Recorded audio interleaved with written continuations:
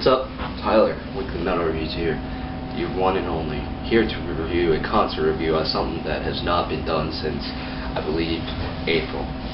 But something that should have been done like 3 more times. And I am here to review the Rockstar Drink Mayhem Festival 2013. I saw this in Camden, New Jersey at the Susquehanna Bank Center. That would be July 19th. Yeah. What a show. I'm going to start off by saying that I'm going to try to kind of rush through this in a way, because there's just so much to talk about. My camera only allows me to record for 20 minutes, and I don't want to have to do it into 2 parts. So I'm going to try to say what I want to say very quickly and fast. So I'm just going to let you know about the bands that I did not see at all, and that would be Emir, Motionless in White, Butcher Babies, Attica 7, Scorpion Child, City in the Sea, and any of the local bands that played. I did not watch them, so I'm not even going to speak about them. I'm sorry if you wanted me to report on them, but I did not watch them, so I can't give a fair, judgment of how they performed. So I'm just throwing it out of the way. The first band, Soul, was thrown into exile. When we got in there, they were about halfway through their set, but they're not bad. I mean, they're just kind of like a melodic death metal band in a way, and they're not even signed yet. They're on this whole tour, and I think they're a band that could have some potential if they get a nice record deal and can really grow and blossom as writers. I ended up talking to one of the guitarists, I believe, the dude with the dreads. I could be wrong, correct me if I'm wrong. He's a very nice guy. They sent me their EP, and I still have yet to review it, so I think I might do that very soon, just to give this band a little bit more popularity. So Thrown in Exile were pretty good. Huntress was the band that we watched next. I don't know how to feel about this band. It's mostly, I feel that this band's kind of like a band to sell on sex. Kind of like, Butcher Babies or something, which bothers me. I don't like when bands do that and they get a female-fronted person, in their band to sell them on sex. I think that's stupid. But I mean, I feel that their guitars and their drums are actually pretty decent. They have some nice riffs, some nice hooks. But it's mostly the vocal departments. I think her screams are god-awful. She should just not scream. I think if she doesn't scream, they're a little bit better of a band, because her singing voice is alright, I feel. But I just feel lyrically, this band's just very weak. Like, I want to fuck you to death. Come on, really? I mean, that's just stupid. But, I mean, they were okay. They got some people into them. They're on a lot of big tours coming up with Danzig and Lamb of God and Killswitch Engage. So, I mean, they were just okay, and I don't see this band ever being anything more than just okay. I'm not the biggest fan. I'm not going to go buy their records. I know my one buddy that went, the drummer of my band, he went and met them because he liked them so much, which I thought was funny. Anyways, who was after that? I think Attica 7 was after that, but I didn't watch them. Battlecross. I'll talk about them. Battlecross was one of the best bands of the day, if you ask me. They were amazing. They played every song that I wanted them to play. They played 2 off of War of Will, and the rest were off of the bigger songs off of Pursuit of Honor. They were just so good, and they got so many people into them. They were tight. They were happy. They really enjoyed playing for the crowd. The vocalist just nailed it. The guitarist, the drummer, everything was just amazing. They had a great mix in their sound. Like I said, they really got a lot of crowd interaction. Just played what seemed like a long set, and I don't even care. I wanted them to play longer. They were really, really good. A band that I think will definitely be blowing up here soon, and a band that I wholly support and can't wait to see their future. They were just tight, and I want to see them again already. So I know they're going on tour with Hatebreed, but they're not coming around me, so I'll just wait. So yeah, Battlecross fucking killed it, and I know my buddy Keith and my other one Tanner that went with me. They met the whole band. They got pictures with them and got some stuff signed, and they said they were really, really nice dudes, which I can totally see. So I wish I met them. I don't know why I didn't.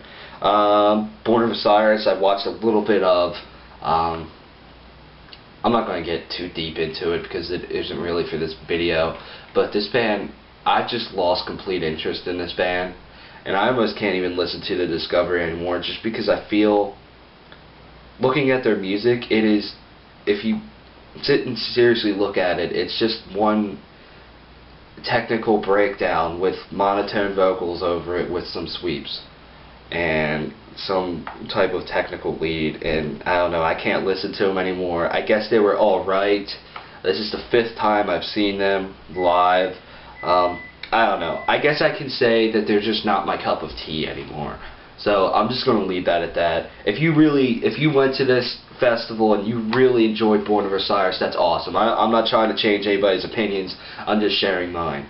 So, you know, if you enjoy them, keep enjoying them. Keep supporting them. Buy their new record when it comes out August 20th. So, yeah, that's that.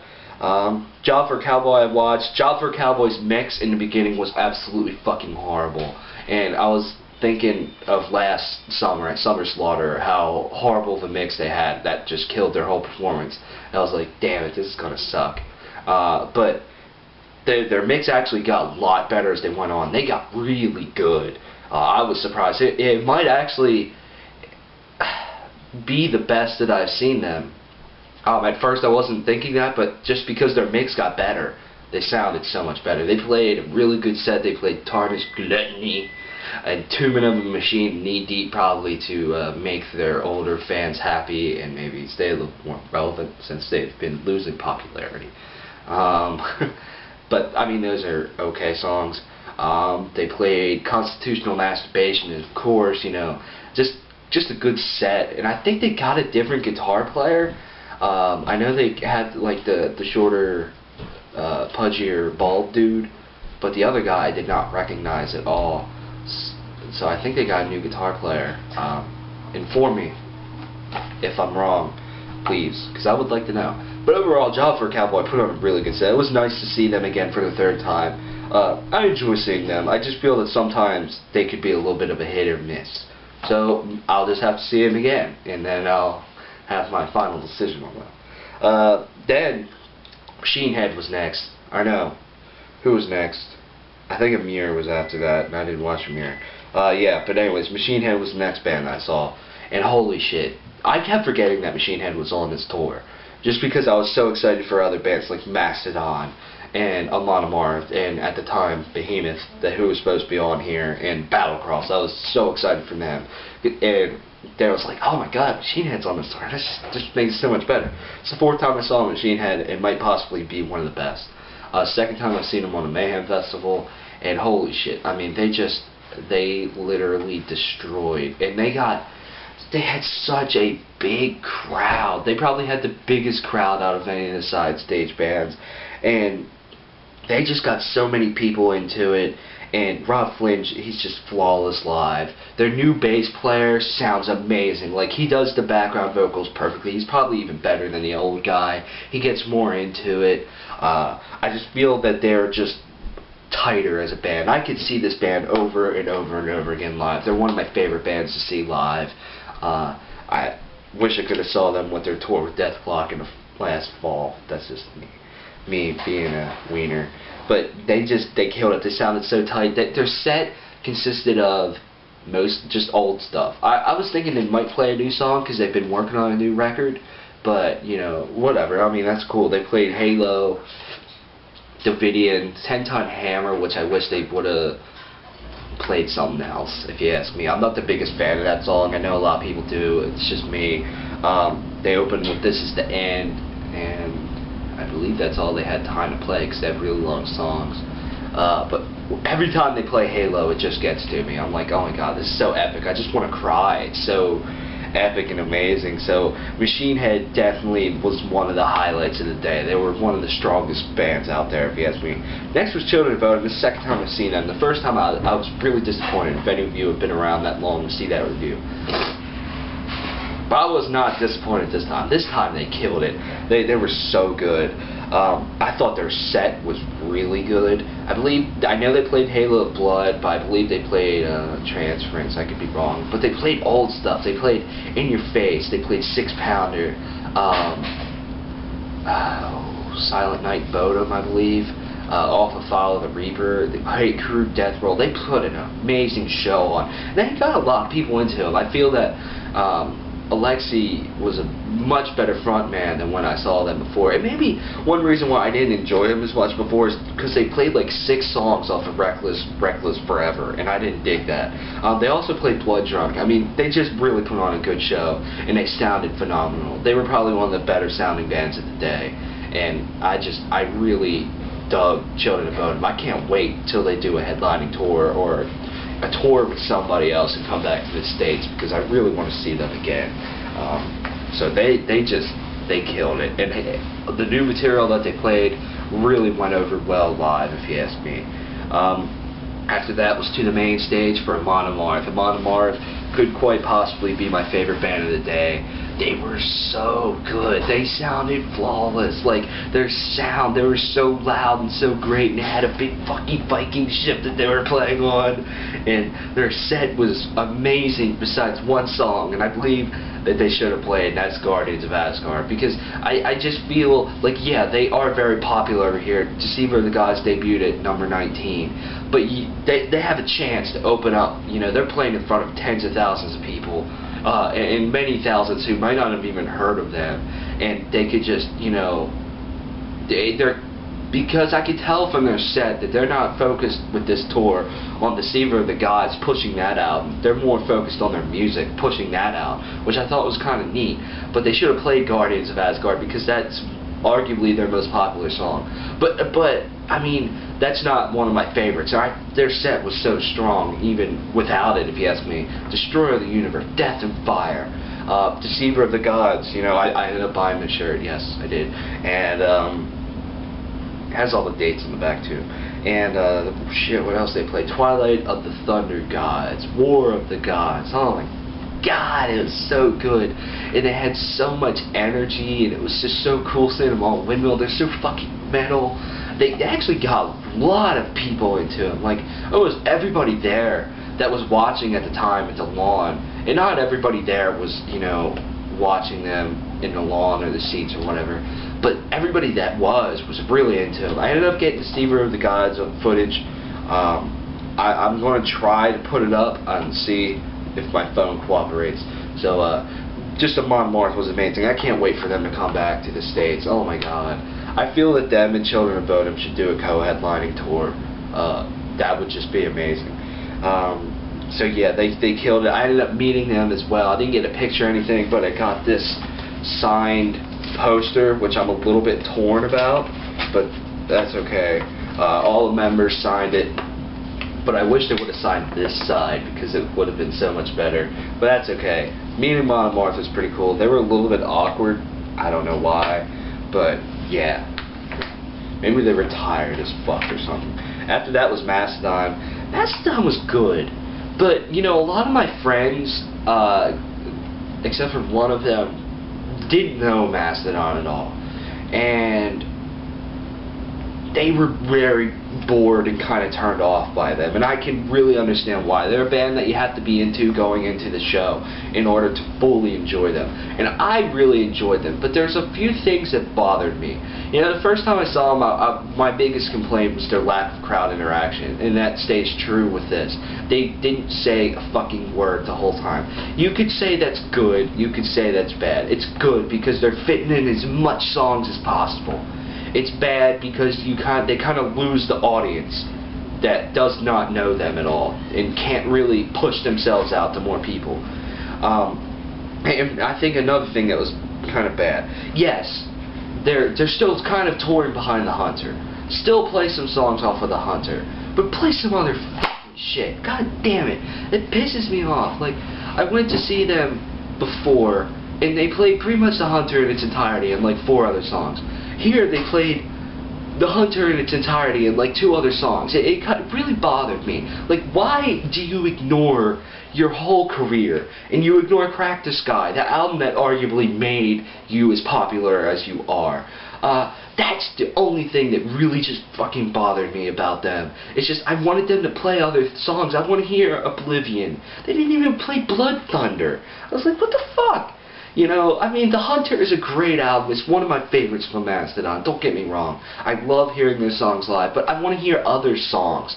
I don't want to hear Crystal Skull live. I'm sorry. That song, to me, is boring. I don't dig it. I want to hear Sleeping Giant live, Colony of Birchmen. You know, that's just my opinion. But on that matter, that's the only thing that really bothered me. Otherwise, I thought they put on a really good show. And you know, I would see them again. I'm not saying I will never see Mastodon again. I hate them. I won't support them. I won't buy their new record that comes out next year. I want them to play some other material sometimes. That's just my thoughts. But they just sounded tight. Their vocals were dead on. Their guitars were awesome. They had a really good sound, and I just really enjoyed them. But like I said, if you're not into them, I could see you being really bored by them. And that's just me. That's just my thoughts on them, but Mastodon did put on a good show. Next was Five Finger Death Punch, and I was really surprised by these guys. They put on a very good show. I'm not saying I'm the biggest fan of this band. I like a couple of their songs, a couple of their hits. I can't really, they're kind of like Disturbed to me. Like, their hits are alright, but I can't dig into their back catalog and buy their whole records and stuff. You know, if they had a greatest hits and I found it used for $5, maybe I would buy it or something. But they surprised me. They sounded very good. Their mix was great. They sounded loud and beefy. And there was probably a good 15,000 people there, and every single person was into them, which really surprised me. I didn't think this band was that popular. I knew they were super popular. One of the bigger rock bands out there. But I didn't think they could just pack an arena like that. And that's something that just really surprised me. They played a lot of their bigger hits, of course. Songs I didn't expect. I think one was called White Knuckles, another one was Burn It Down. I just thought they would play all their hits, which I almost did. Hearing The Bleeding live was pretty cool. I love that song. Hearing Lift Me Up live was really cool. I'm sorry, I'm a sucker for that song. That's a very great song. That's just my opinion. You know, the guitarist isn't bad. And I feel that this band's just better live than they are on the studio album. Their sound is just better. Like, I usually complain that their drums aren't beefy enough and their guitars just aren't beefy enough. But live, they're beefy. And I feel that if they could just replicate that sound on a studio album, they would sound a lot better. And I would, you know, enjoy them more if I'd listened to them. But yeah, I mean, pretty much they played their hits. They did a nice salute to the military, which I thought was nice, you know, support the troops. And they did performed a song for a friend of Ivan Moody's that is battling cancer. And that was just a very, very nice thing to do, in my opinion. Like, he's a very good frontman. Whether you like this band or not, you can't deny that they put on a good show. They're kind of like Godsmack. I know a lot of people don't like Godsmack, but when you see them live, you can't deny that they're not entertaining. And that's just my thoughts on Five Finger Death Punch. And finally, closing off the show was Rob Zombie.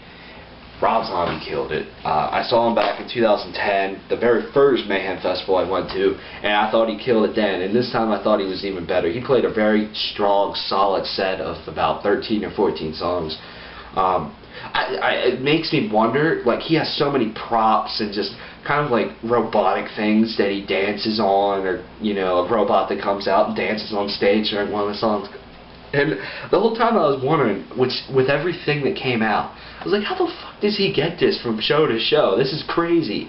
But it just adds so much. He bright lights, pyro, everything. Like, Rob Zombie is one of the best performers I've ever seen. And to be honest, this might be one of my favorite shows that I've ever witnessed. I mean, Rob Zombie, I enjoy his music. He's not the greatest thing ever, if you ask me. I think it's kind of funny that John 5 is in his band.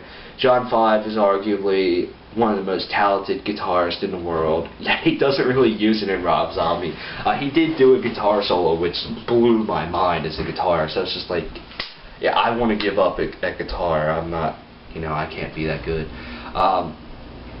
but I mean, he played his hits.